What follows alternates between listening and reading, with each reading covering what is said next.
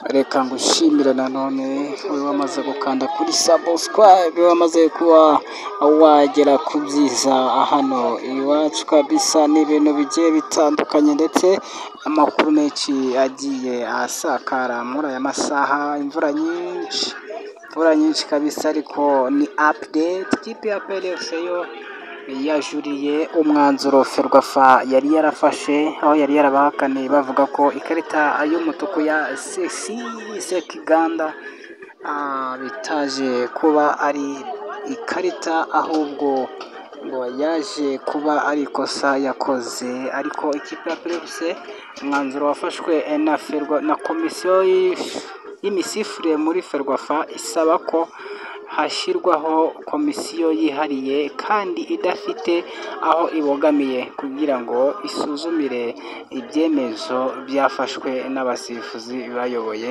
umukino uheruka kuyihuza na Kiyovu Sport kabisa.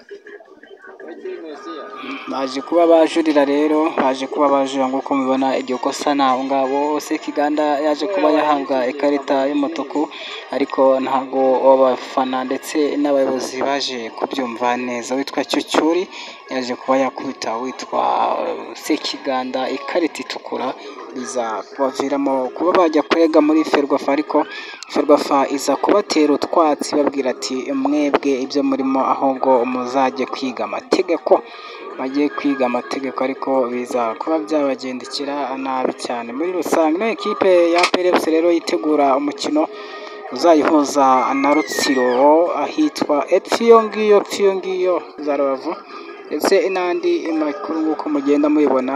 Amakuru benshi bamaze kugenda bayandika bavuga ko ino ekipe ya PRFC yamaze kuba yajuririra uyu mwanzuro waje kuba wafatwa na komisiyo ishinzwe imisifurire muri Ferwafa. Baza gusaba yuko barenganurwa rero, ariko ibyo byose baje kubitera utwatsi. Hamwe na ekipe ya Mukura nawe yari yaje kurega bavuga ko nabo umutuku bahaye ikosa bakorewe bagomba kugira. Bose bari babateye utwatsi, baza kuba bahana abakinnyi babo imikino ikurikira. Ariko nk'uko mubona ikinyamakuru cyagiye kibitubwira muri rusange, ekipe ya PRFC rero iri kwitegura, bivugwa ko ashyira saa moya z'umugoroba bari buze kuba basesekaye mu mujyi wa Rubavu, aho bari bujye kwitegura umukino uzabahuza na ekipe ya Rutsiro FC. Rutsiro FC ihagaze nabi cyane, ariko amakipe yo mu burengerazuba akunda kugora aya makipe yo mu mujyi wa Kigali, cyane PRFC ndetse na Rayon Sport. Izi kipe zose zizaba ziri mu mujyi wa Gisenyi, aho ikipe ya Rayon Sport nayo izaba yagiye guhura na na Marine, bazajya guhurira Epfo za Gisenyi. N'andi makuru agiye atandukanye nk'uko turi kugenda tubyumva neza. Ekipe eshatu zari kwitabira Rwanda Premier League, hariyo Al Ahly ihagurutse muri Libya ije i Kigali gukina shampiyona y'u Rwanda. Al Ahly izakirira imikino kuri Stade Amahoro, ni naho izakirira imikino y'amatsinda ya CAF Champions League. Bivuze ko u Rwanda rubonye andi mahirwe yo kuba rwagendwamo n'abanyamahanga ndetse n'abo rw'imisozi igihumbi. Muri rusange nk'uko bigiye bigenda bitandukanye kabisa niko bigiye kujya bigenda. Ino ekipe ya Al Ahly akaba igiye kujya yakira kuri Stade Amahoro imikino yayo yose ndetse na shampiyona. Bivuze ko ifite